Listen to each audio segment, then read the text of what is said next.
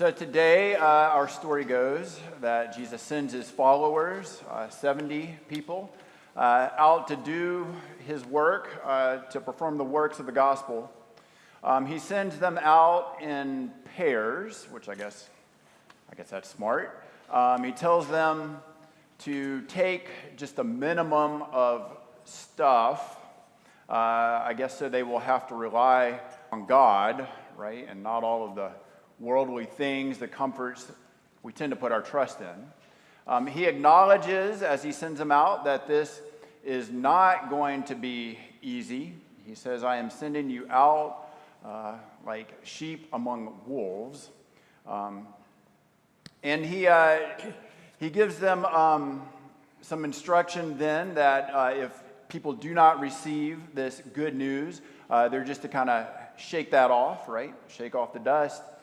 But apparently a lot of people are open to the good news. A lot of people are healed because the disciples return to Jesus. They come back and check in, and they're like, wow, even the demons submit.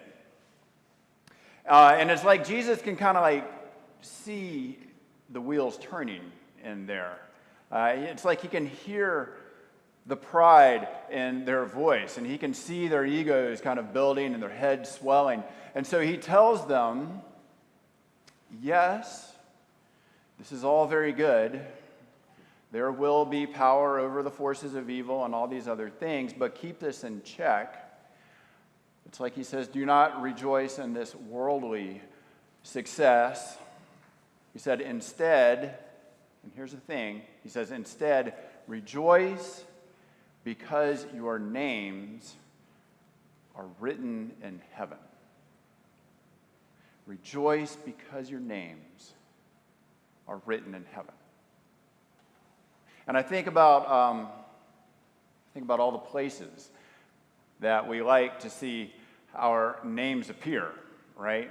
I mean, it starts out when we're pretty young with the honor roll in school, or maybe the roster of the sports team, or then we grow a little older, we like to see our name on the dean's list. We like to see our name on the certificate. We like to see our name on the diploma. We like to see our name in the newspaper, if it's in a good way, right?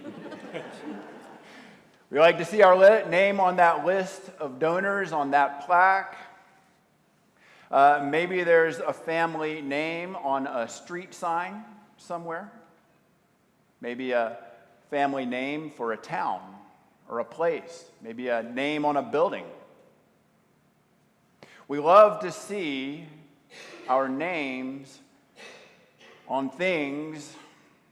It's a sign that we were there, that we made our mark, that our efforts mattered. But Jesus today, he sees through all of this.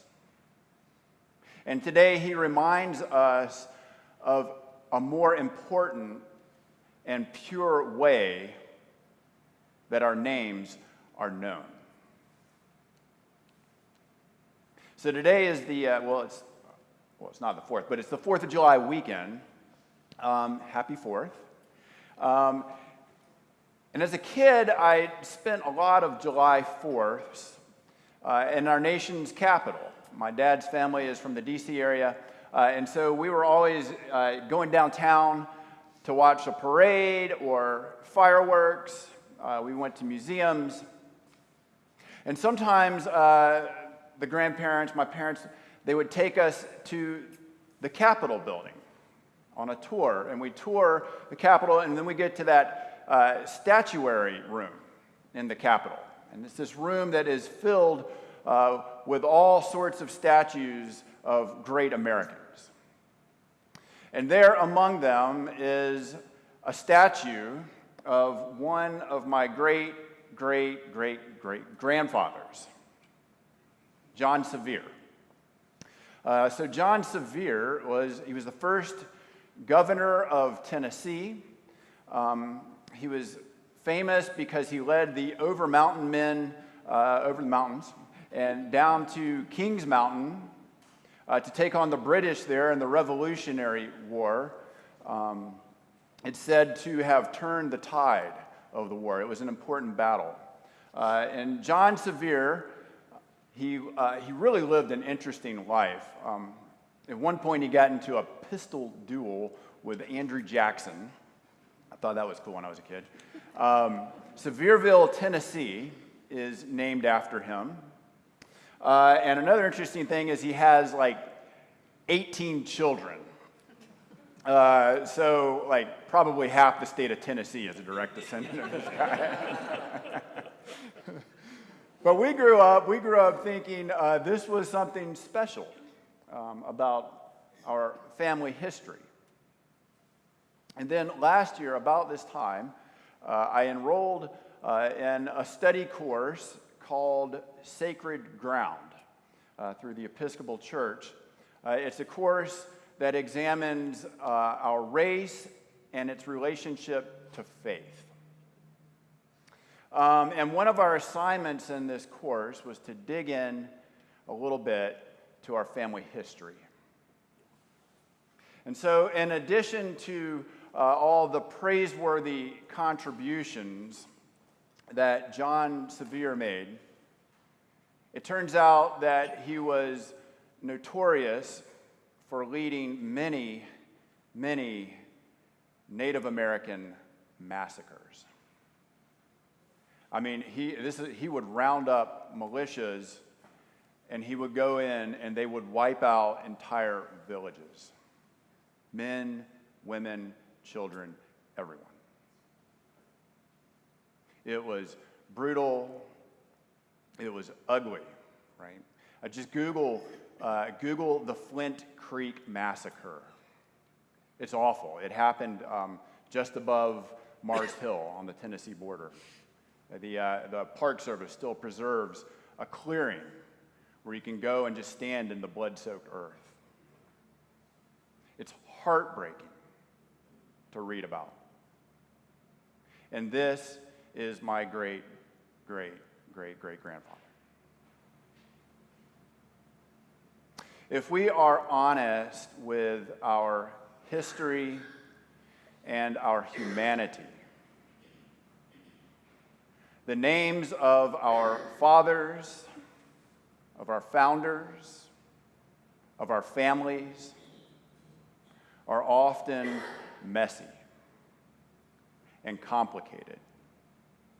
That's just a fact of human nature and human names. And this is even true for the people in the Bible, right?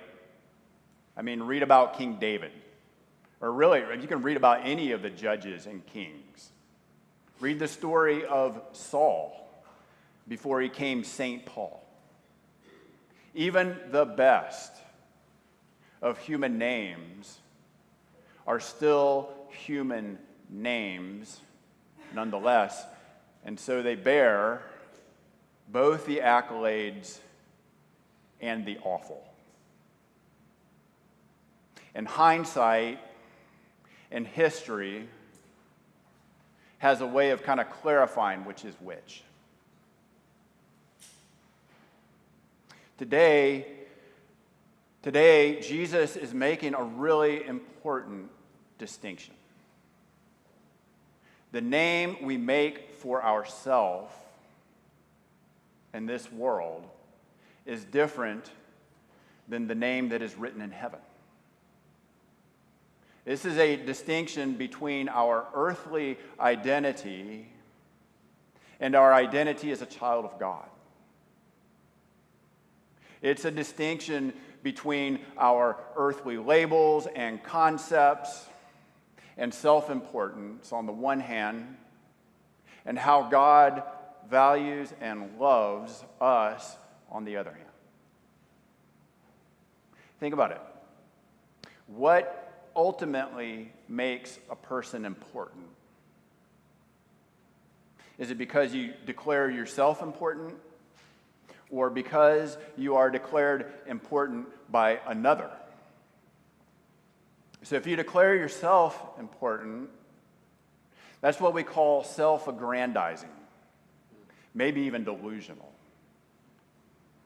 Your real importance is always declared by another. Rejoice that your name is written in heaven. This is Jesus' way of saying that your importance and your worth is bestowed upon you by your Creator,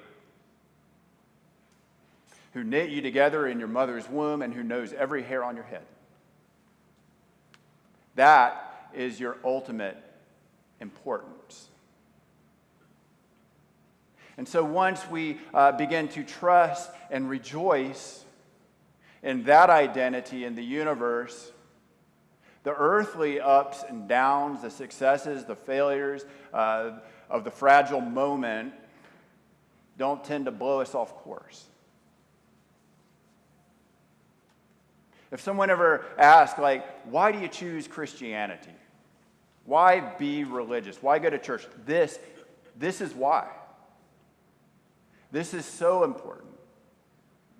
We have to have this kind of North Star, this kind of unshakable worth in this world of fluctuating feelings and images and rapid changing events, right? If we don't trust in our heavenly name and trust in this foundational significance, then we'll just kind of constantly try to self-signify and self-validate. We'll just constantly be riding the roller coaster of what others say about us or about what our egos say about ourselves. We just go around thinking, I am my success, or I am my failures, or I am my possessions, or I am any number of things, right?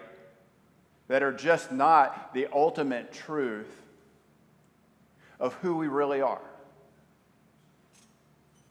It was Richard Rohr that said, we must find our North Star outside our own little comparative systems, or we will be lost in rivalry and daily defeat. Knowing your name is written in heaven gives you a larger ultimate security, so that allows you to kind of suffer the small insecurities. And so when you come to really trust that your name is on that list, when you really trust that, then you come to see how other people's names are on that very same list. You start to see other people's worth and identity and belovedness as being no different than your own. We're on the list. You see how the people you meet on the street and how the people sitting next to you right now, their name is on that list. In Romeo and Juliet, played by Shakespeare, he famously wrote, "What's in a name? A rose by another name would smell as sweet." We have a true fragrance, a true self, a true essence that is beyond the labels and the names of this earth. A name that does not change. It was you before you were you. It will be you when you leave this earth. And so on this earth, you can do whatever you do. You can make whatever name for yourself that you will. But to the Creator, you will still smell like the rose that you are. Rejoice that your name is written in heaven. Amen.